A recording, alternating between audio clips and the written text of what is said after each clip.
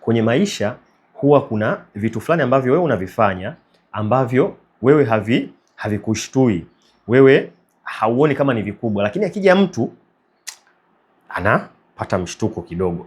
Wewe ndio umefanya hivi, wewe ndio umefanya hichi kitu. Sasa vile vitu kama unavyo, au kama kuna kitu cha namna hiyo unacho, au labda hata mtu akikusikia mfano unaimba, watu wanastuka, wanakwambia bwana, wewe jamaa unajua kuimba. Hebu hivyo vitu vichukue, halafu vifanyie kazi. Hivyo ndio vipaji, au hicho ndio kipaji chako. Hiko ndio kitu ambacho Mungu amekupa cha tofauti. Usikichukulie poa, kifanyie kazi, na mara nyingi kitakupa hela. Tena sio tu hela ya kawaida, hela ambayo hata utaendeshea maisha.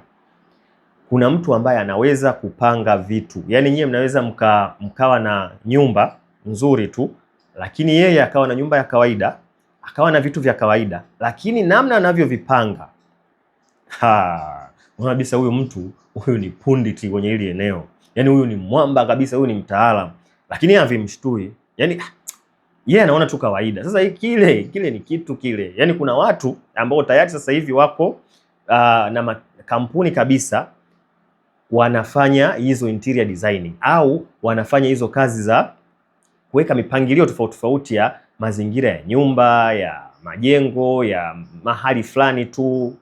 Wanafanya hicho kitu kinawalipa.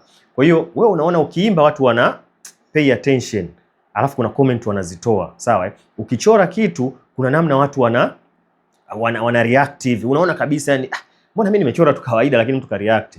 Ukiandika kitu document au ukifanya andiko fulani, watu wanatikisa vichwa. Huyu jamaa anajua kuandika.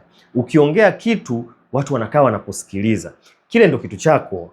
Yaani lazima ukitumie. Yaani hakuna kitu kingine yani kitakuja kikustue afu ndio kiwe kitu chako cha moja kwa moja.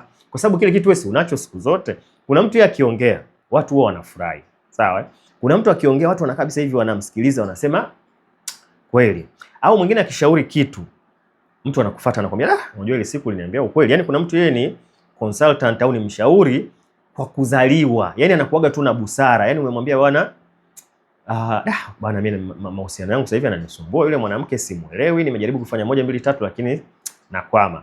Anakusikiliza afu anakupa sentensi kadhaa. Alafu wewe unaenda unazitumia. Yaani unafanya yale mambo kulingana na mwamba alivyo kushauri. Unashangaa mambo yamejipa.